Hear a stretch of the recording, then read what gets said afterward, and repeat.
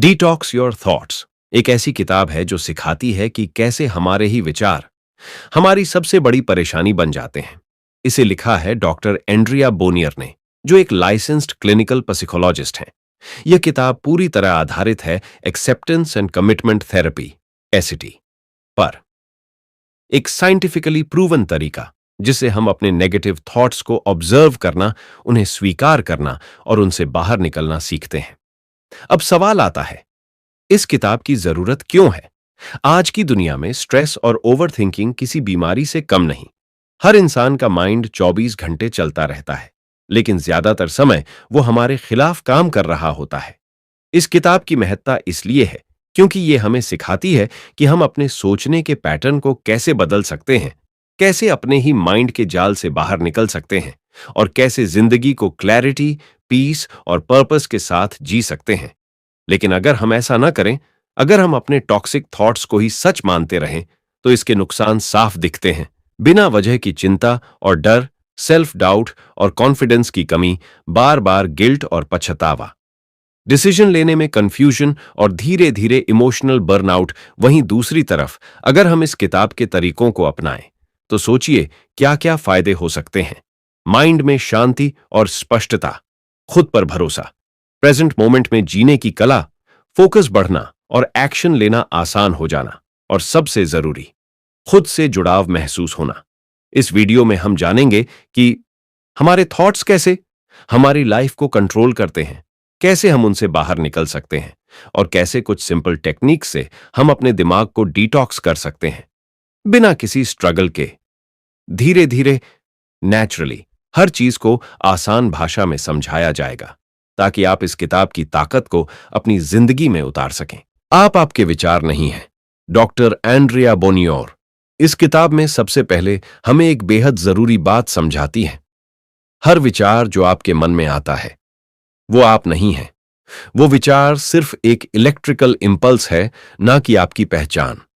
हमारा माइंड हर दिन लाखों थॉट्स जनरेट करता है, कुछ अच्छे, कुछ डराने वाले, कुछ बेहद अजीब और कुछ पूरी तरह झूठे। लेकिन प्रॉब्लम तब शुरू होती है जब हम उन थॉट्स को ही अपनी पहचान समझ लेते हैं। जैसे ही आपके मन में आता है, मैं बेकार हूं, आप सोचने लगते हैं कि शायद मैं वाकई बेकार हूं। यहीं से शुरू होता है सेल्फ डाउट, एंग्जाइटी और मेंटल सफरिंग का लूप। डॉक्टर बोनियर कहती हैं कि हमें अपने थॉट्स को सच मानने की आदत छोड़नी होगी। हमें सीखना होगा कि थॉट्स सिर्फ गेस्ट्स हैं, उन्हें आने दीजिए, लेकिन घर मत बनने दीजिए। इस बात की महत्ता क्या है?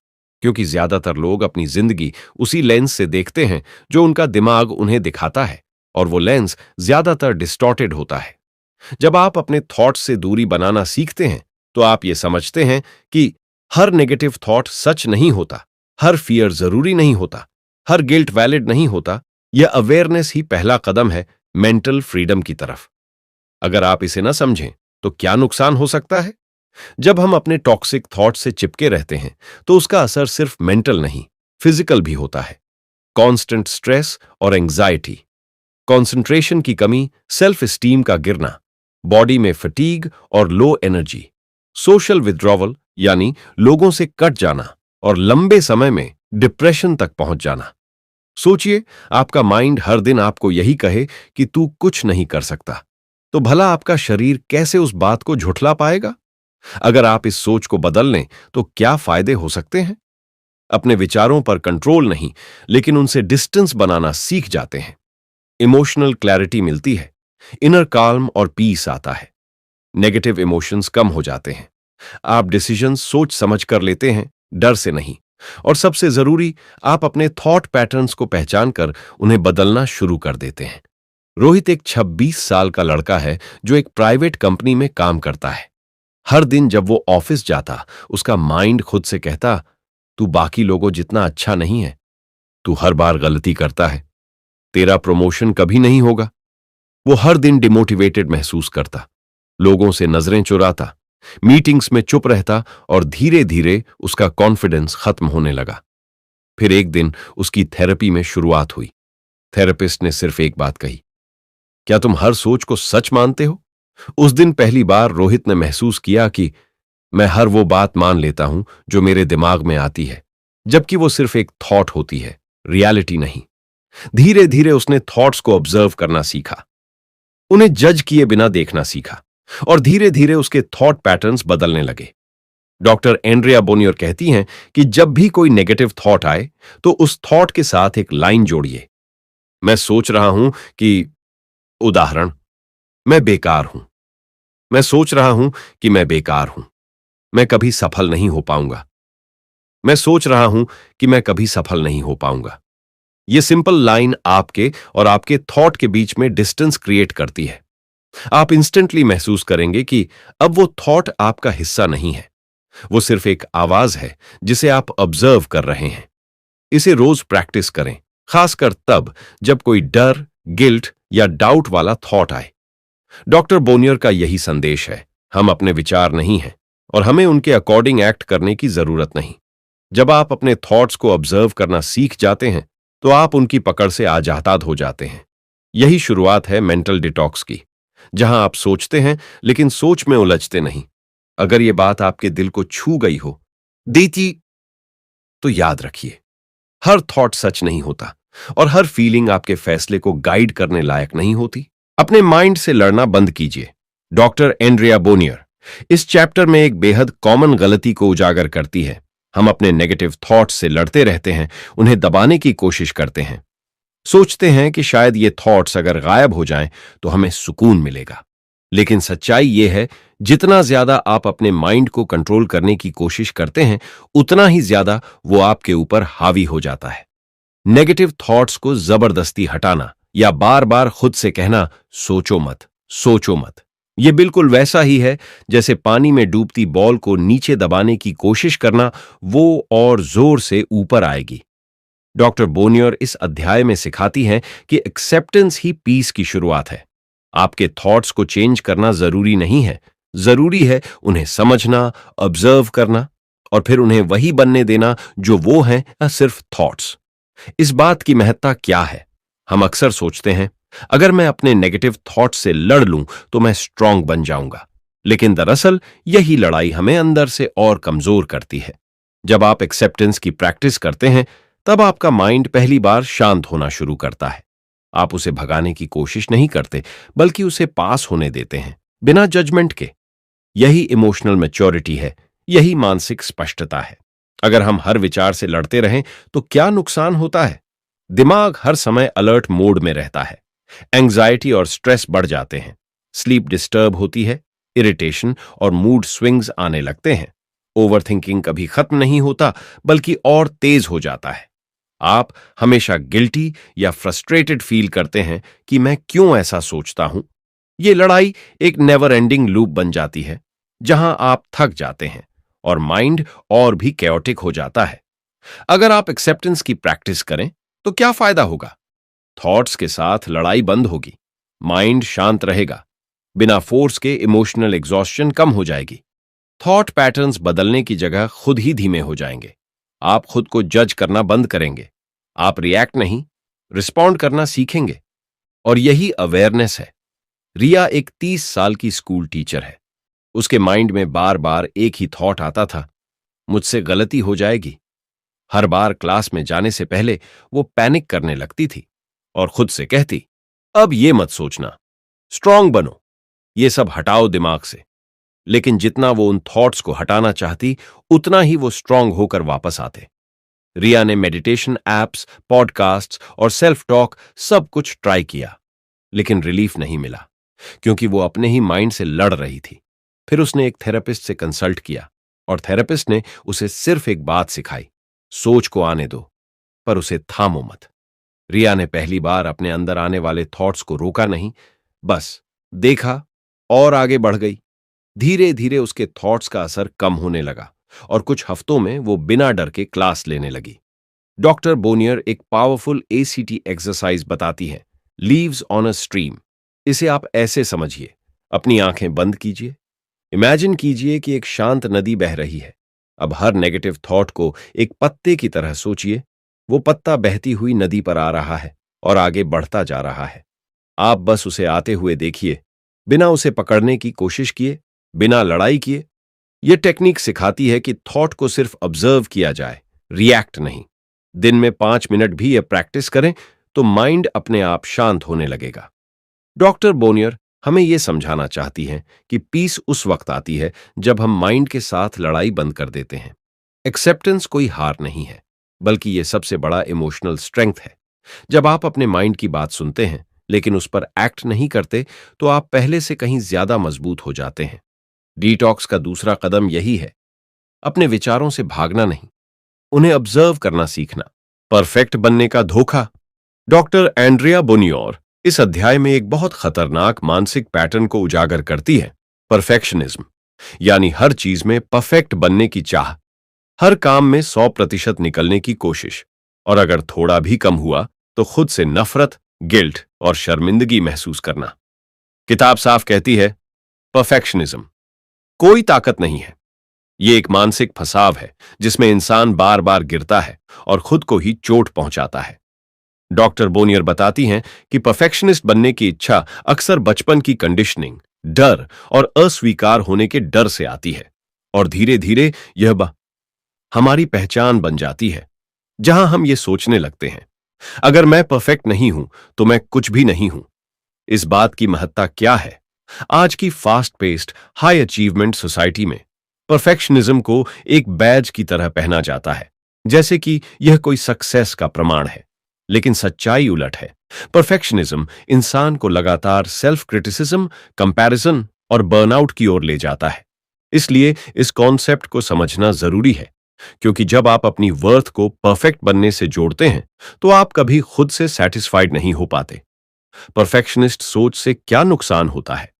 छोटी सी गलती पर खुद से नफरत करना, कांस्टेंट स्ट्रेस और परफॉर्मेंस एंजाइटी, लोगों से तुलना करना और खुद को इंफीरियर मानना, क्रिएटिव थिंकिंग का मर जाना, डिलेड डिसीजंस और प्रोक्रेस्टिनेशन, इमोशनल एग्जॉस्शन और इवेंचुअल बर्नआउट।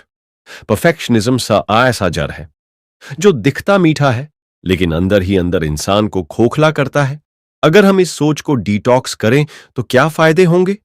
सेल्फ एक्सेप्टेंस बढ़ेगा, गलतियों से सीखने की कैपेसिटी डेवलप होगी, इमोशनल पीस मिलेगा, प्रोडक्टिविटी में नेचुरल फ्लो आएगा, प्रेशर के बिना इनर कॉन्फिडेंस आएगा, क्योंकि आप खुद को प्रूव करने की दौड़ से बाहर होंगे, और सबसे जरूरी, आप खुद से जुड़ाव महसूस करेंगे, परफॉर्मेंस से नहीं।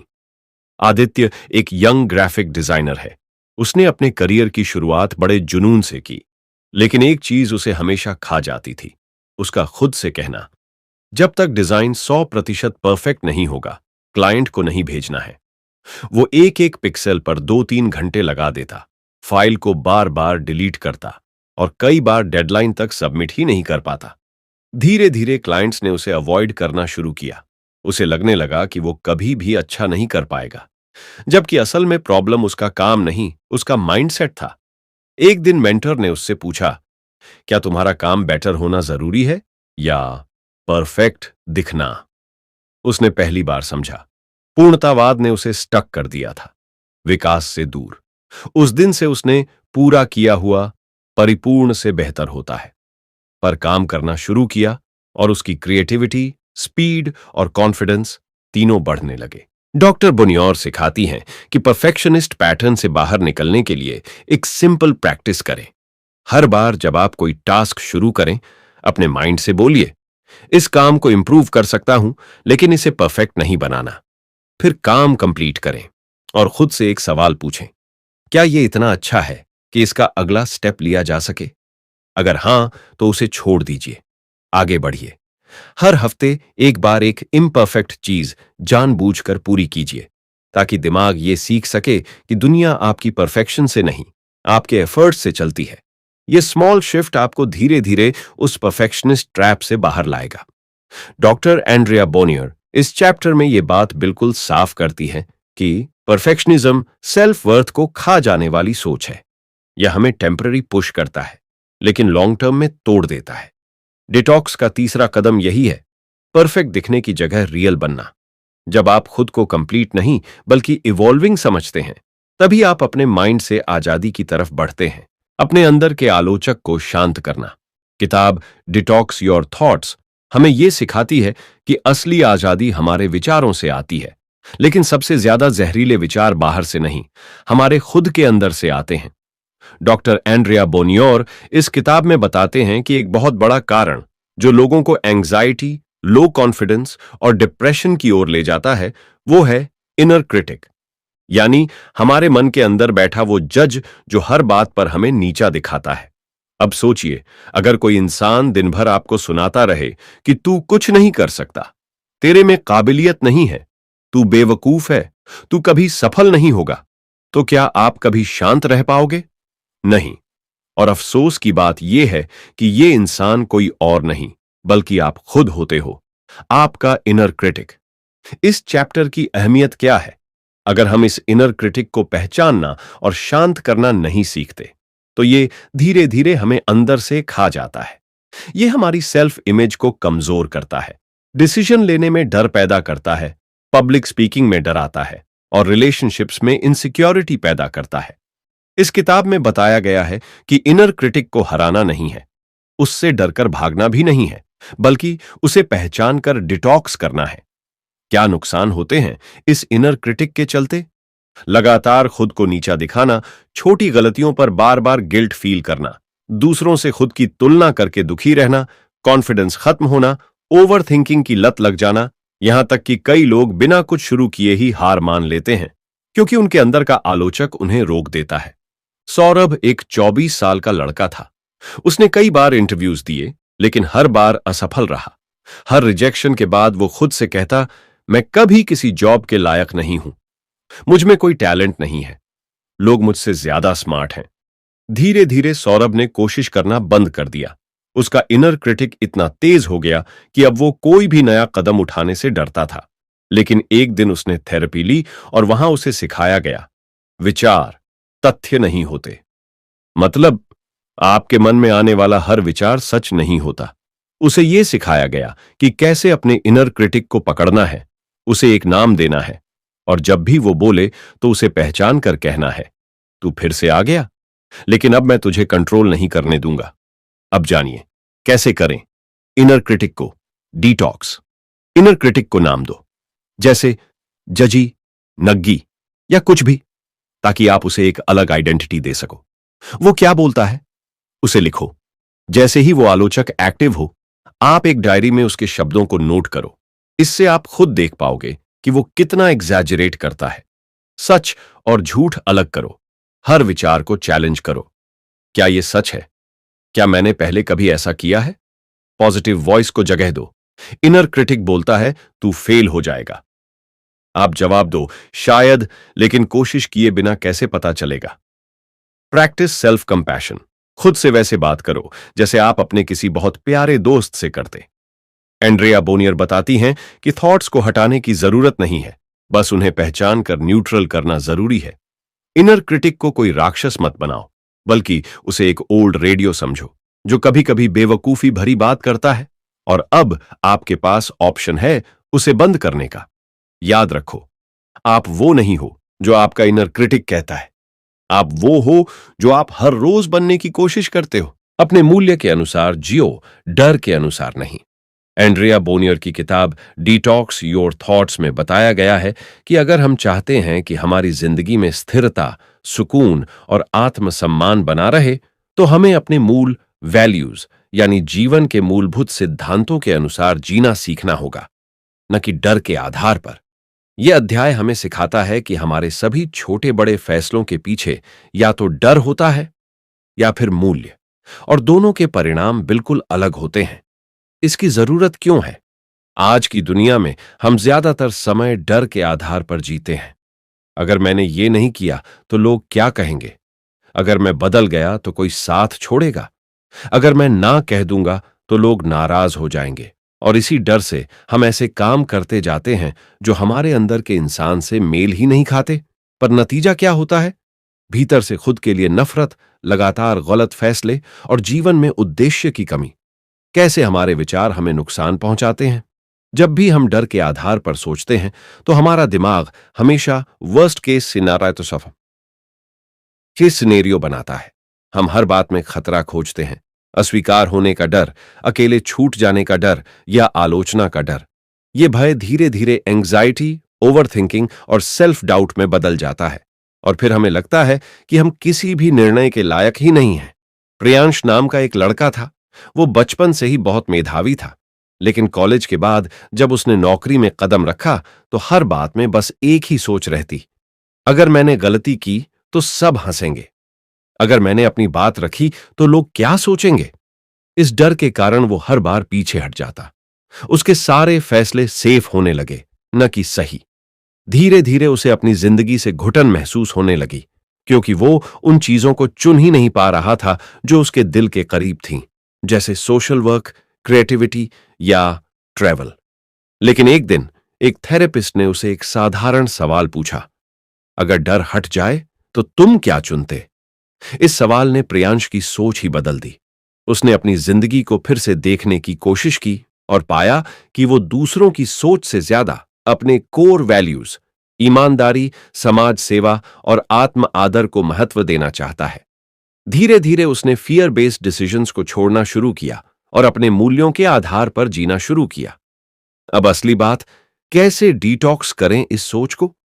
पहचानें कि आपका फैसला डर पर आधारित है या मूल्यों पर। कोई भी निर्णय लेने से पहले खुद से पूछिए, क्या मैं इसे इसलिए कर रहा हूं क्योंकि मुझे डर है, या इसलिए क्योंकि यह मेरे मूल्य से मेल खाता है? कोर वैल्यूज लिखिए। 5 ऐसी चीजें जो आपके जीवन में सबसे ज्यादा मायने रखती हैं, जैसे ईमानदारी, आत्मसम्मान, रचनात्मकता, सेवा, ज्ञान। और फिर तय कीजिए कि आपका अगला कदम उन्हीं के आधार पर हो। छोटे लेकिन साहसी कदम उठाइए। हर दिन एक ऐसा काम करें जो आपके मूल्य से जुड़ा हो, चाहे वो डरावना ही क्यों न लगे। फियर जर्नलिंग शुरू करें। हर उस फैसले को लिखिए जहां आप डर की वजह से कुछ नहीं कर पाए, और साथ में यह भी लिखिए कि अगर आप डर को नजरअंदाज करते तो क्या करते। एंड्रिया कहती हैं कि अगर आप चाहते हैं कि आपकी जिंदगी का हर दिन अर्थपूर्ण हो, तो आपको डर से नहीं, अपने अंदर के वैल्यूज से जीना होगा। डर कभी खत्म नहीं होता, लेकिन हम यह तय कर सकते हैं कि डर के बावजूद हम कौन से कदम उठाएंगे। और यही असली मेंटल डिटॉक्स की शुरुआत है। माइंडफुलनेस, मानसिक डिटॉक्स का सबसे कारगर तरीका। डॉक्टर एंड्रिया बोनियोर बताती हैं कि हमारा माइंड 2 तरह की समस्याओं में फंस जाता है। पहली, वह बार बार पुराने पल दोहराता है जहां हमने गलतियां की हों या दुखी हुए हों। दूसरी, वह आने वाले समय की अनिश्चितताओं और मुश्किलों को लेकर डर और चिंता करता है। जब हम बार बार ये सोचते हैं, काश मैंने वो न किया होता, या अगर भविष्य में कुछ गलत हुआ तो हमारा मन पूरी तरह थक जाता है। हम ना तो बीते हुए समय को बदल सकते हैं, ना ही आने वाले समय को पूरी तरह नियंत्रित कर सकते हैं। फिर भी हमारा मन इस अतीत और भविष्य के बीच फंसा रहता है। इसलिए माइंडफुलनेस का मतलब है वर्तमान क्षण को पूरी तरह से महसूस करना, बिना किसी निर्णय या प्रतिक्रिया के। मतलब जब आप खा रहे हों तो सिर्फ खाना खाइए, जब चल रहे हों तो सिर्फ चलिए, जब सांस ले रहे हों तो पूरी जागरूकता के साथ सांस लेने पर ध्यान दीजिए। यह छोटा सा अभ्यास आपको मानसिक शांति देता है और मन को उलझनों से निकालता है। इसकी जरूरत क्यों है? जब हम अतीत या भविष्य में फंसे रहते हैं तो हमारा मन बेचैन रहता है। हम चीजों को समझ नहीं पाते, हमारे निर्णय प्रभावित होते हैं, हमारी ऊर्जा कम हो जाती है, हमारी भावनाएं उलझ जाती हैं। माइंडफुलनेस हमें यह सिखाती है कि हम अपने वर्तमान अनुभवों को स्वीकार करें, बिना उन्हें बदलने या बचने की कोशिश किए। इससे हमारा माइंड तनाव मुक्त होता है और हम जिंदगी के हर पल को बेहतर तरीके से जी पाते हैं। अगर हम माइंडफुलनेस न अपनाएं तो क्या नुकसान हो सकते हैं? बार बार पुरानी गलतियों को सोचकर खुद को दोष देना, भविष्य की चिंता में इतना उलझना कि आज का दिन खराब हो जाना, तनाव, घबराहट और डिप्रेशन का बढ़ना, नींद की समस्या, शरीर में कमजोरी, सिर दर्द और मन का बेचैन रहना, जिंदगी के छोटे छोटे सुखों को महसूस न कर पाना। सीमा की कहानी लेते हैं। सीमा एक जोरदार करियर महिला थी, लेकिन वह अक्सर 2 बातों में फंसी रहती थी। अगर मैंने कुछ गलत किया तो, और मेरा भविष्य कैसा होगा? उसका दिमाग हमेशा अतीत की गलतियों को दोहराता और भविष्य के खतरों को लेकर डरता रहता था। उसका मन इतना थका हुआ था कि वह दिन भर चिंता में डूबी रहती थी। नींद नहीं आती थी और उसे किसी काम में मन नहीं लगता था। फिर सीमा ने माइंडफुलनेस सीखना शुरू किया।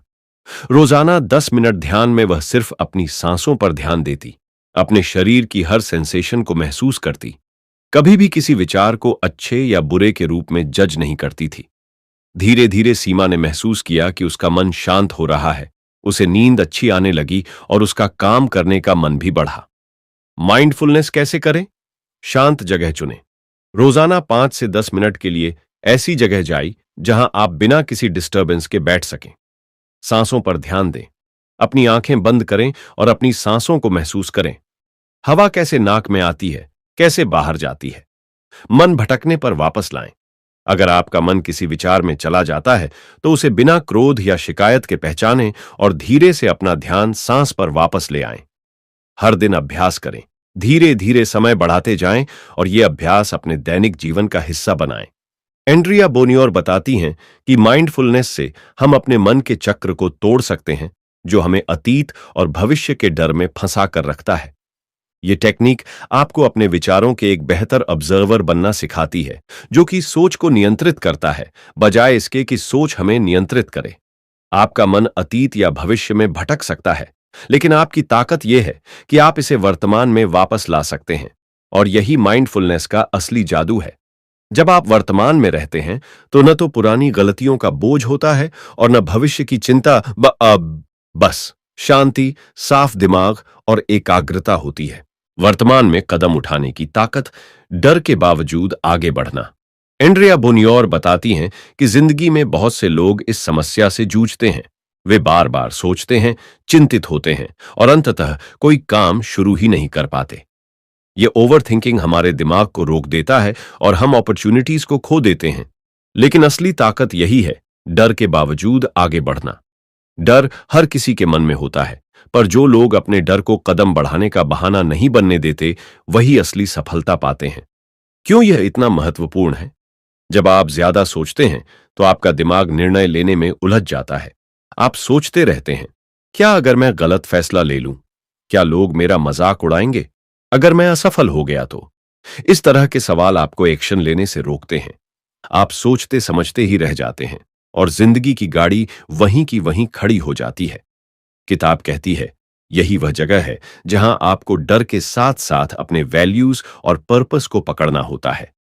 जब आप जानते हैं कि आप किस लिए जी रहे हैं, तो डर के बावजूद भी आप कदम उठाने के लिए मजबूर होते हैं। अगर आप लगातार सोचते रहेंगे और कदम नहीं उठाएंगे तो क्या होगा? जिंदगी में निराशा बढ़ेगी, आपको खुद पर विश्वास कम होगा, आप मौका गंवाएंगे, आपका मन तनावग्रस्त होगा और आप घबराएंगे। आपकी ग्रोथ रुक जाएगी। विशाल के पास एक अच्छा बिजनेस आइडिया था, लेकिन डर था, अगर मेरा आइडिया फेल हो गया तो? लोग क्या कहेंगे? मैं असफल हुआ तो क्या होगा? इतना डर था कि उसने कई साल सोचते बिताए, पर कोई एक्शन नहीं लिया। फिर एक दिन उसने तय किया, डर चाहे जो हो, मुझे अपने सपने के लिए कदम उठाने होंगे। उसने छोटे छोटे कदम लिए, अपने आइडिया को दोस्तों से शेयर किया, उनसे सलाह ली, छोटे पैमाने पर शुरू किया। डर उसके साथ था, पर उसने उसे रोकने नहीं दिया। धीरे धीरे उसका कॉन्फिडेंस बढ़ा और उसका बिजनेस भी आगे बढ़ा। उसने जाना कि डर से भागना समाधान नहीं है, बल्कि डर के साथ जीना सीखना जरूरी है। कैसे करें डर के बावजूद कदम उठाना? डर को पहचानें, उसे लड़ने की कोशिश न करें। डर होना स्वाभाविक है, उसे अपनाएं। अपने कोर वैल्यूज को पहचानें और उनसे जुड़े रहें। जब आपका कदम आपके मूल्यों के अनुरूप होगा तो आपका मन भी मजबूत होगा। छोटे छोटे एक्शनेबल स्टेप्स लें। बड़ा कदम लेने की बजाय छोटे छोटे काम करें जो आपको आगे बढ़ाएं। हर दिन ऐसा एक काम करें जो आपको डराता हो लेकिन जरूरी हो। इससे आपका कंफर्ट जोन बढ़ेगा। अपनी प्रोग्रेस को लिखें और सेलिब्रेट करें। इससे आपको पता चलेगा कि आप आगे बढ़ रहे हैं। जब डर ज्यादा हो, खुद से कहें, डर है, पर मैं फिर भी आगे बढ़ूंगा। एंड्रिया बोनियर के अनुसार मानसिक डिटॉक्स का अंतिम और सबसे महत्वपूर्ण कदम यही है, डर के बावजूद प्रतिबद्ध होकर अपने वैल्यूज के अनुसार कदम उठाना। ये कदम हमें असली आजादी और आत्मविश्वास देते हैं। डर को पूरी तरह खत्म करना जरूरी नहीं, लेकिन उससे जीतना जरूरी है। और जीत तब होती है जब हम डर के बावजूद अपने लक्ष्यों की ओर बढ़ते हैं। ज्यादा सोचने से हाथ पांव फिसल जाते हैं। डर को स्वीकार करें, उसे लड़ें, हिस्ट्री नहीं। अपने वैल्यूज को समझें, उनसे जुड़े कदम उठाएं। छोटे छोटे साहसी कदम से शुरुआत करें। डर के साथ जीना सीखें, डर से भागना नहीं। यह किताब हमें समझाती है कि हमारे थॉट्स हमारी लाइफ पर बहुत बड़ा इम्पैक्ट डालते हैं। सबसे पहले हमें यह समझना जरूरी है कि you are not your thoughts, यानी हम अपने विचारों से अलग हैं। जब हम अपने माइंड की लड़ाई लड़ना छोड़ देते हैं और उसे एक्सेप्ट करते हैं, तो हमें अंदर से रियल पीस मिलती है। परफेक्शनिज्म की जरूरत नहीं, क्योंकि हमेशा परफेक्ट होने की कोशिश करने से बर्नआउट और सेल्फ हेट बढ़ता है। हमें अपनी कमियों को भी एम्ब्रेस करना चाहिए। हमारा इनर क्रिटिक, यानी वो आवाज जो हमें नीचा दिखाती है, उसे पहचान कर हम उसे वीकन कर सकते हैं।